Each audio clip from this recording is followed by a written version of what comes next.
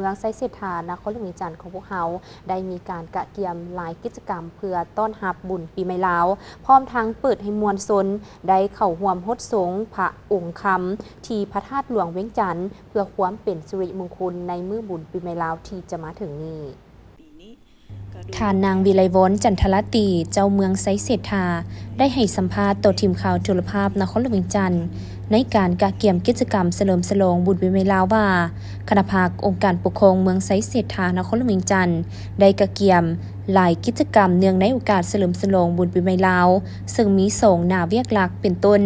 ได้เอาใจใส่แนะนำให้ทุกภาคส่วนในทั่วเมืองฉลองบุญปีใหม่ให้ถูกต้องตามฮีตของประเพณีอันดีงามของชาติรักษาได้ความสงบปลอดภัยความเป็นระเบียบเรียบร้อยและเคร่งครัดในการปฏิบัติตามแจ้งการคำแนะนำข้อห้ามระเบียบหลักการที่วางออกพร้อมทั้งสุขยูส่งเสริมการท่องเที่ยวติดพันกับการรักษาวัฒนธรรมฮีตของประเพณีโดยเฉพาะแม่นการฮดสงพระอยู่ตามวัดวาอาหารต่างๆและหนึ่งในกิจกรรมอีกหนึ่งอย่างก็แม่นพิธีอัญเชิญพระพุทธสุวรรณสารธรรมิกราชหรือองค์พระดำลงจากหอไหวอยู่ที่เดินด้านในกรมเรียนพระธาตุหลวงเวียงจันทร์เพื่อให้ได้ฮดส่งขอพรเพื่อความเป็นสิริมงคลในตอนแลงของวันที่14 เมษายน 2025ซึ่งกงกับวันสำคัญหลวงโดยจะเปิดให้มวลชนได้เข้ามาฮดส่งตามฮีตของ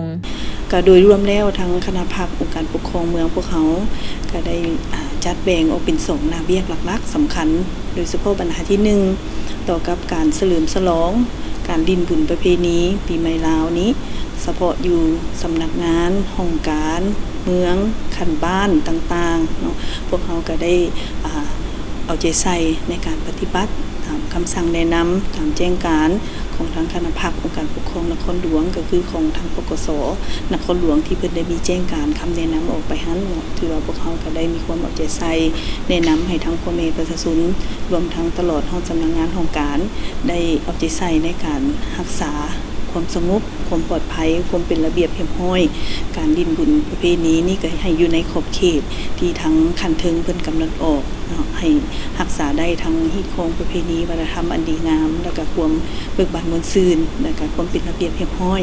เฉพาะอยู่กิจกรรมเกี่ยวกับเรื่องการส่งเสริมอนุรักษ์รักษาวัฒนธรรมและส่งเสริมกิจกรรมการท่องเที่ยวอยู่ในเมืองไซเสถาของพวกเขานี้พวกเขาก็ถือว่าเน้นใส่อยู่ตาม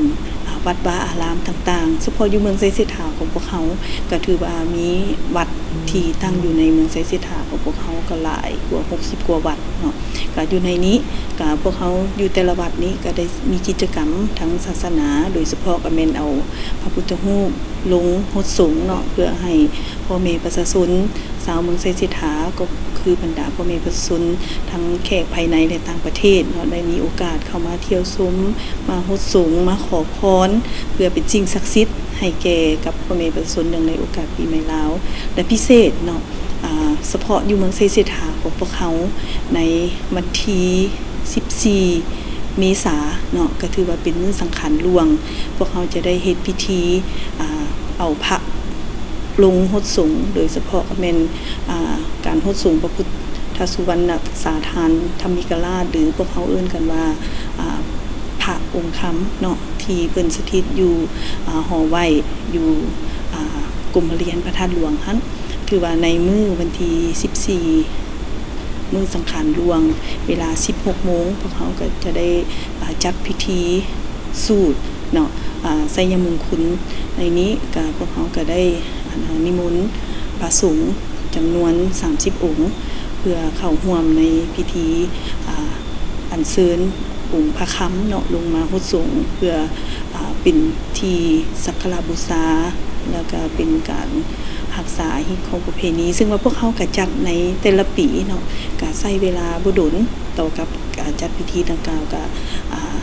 ประมาณชั่วโมงนึงหลังจากเฮ็ดพิธีเรียบร้อยแล้วก็พวกเขาก็สามารถเปิดให้มวลชนเข้ามาขอพรหรือว่ามาฮดสงเนาะเพื่อขอพรสุขไสอันประเสริฐนั่นแหละเนื่องในโอกาสบุญประเพณีปีใหม่ลาวของพวกเขาก็ขอเชิญชวนพ่อแม่ประชาชนเนาะสามารถเข้าร่วมได้ในนี้พวกเขาก็ถือว่าการ เรียกร้องให้ทั้งพ่อแม่ประชาชนชาวเมืองไซสิทธาก็คือนครหลวงเวียงจันทน์ตลอดฮอดทั้งนักท่องเที่ยวภายในและต่างประเทศได้มาร่วมกันเนาะลิ้นบุญประเพณีปีใหม่ลาวประจำปีพศ2568นี้ให้มีความเบิกบานม่วนซื่นมี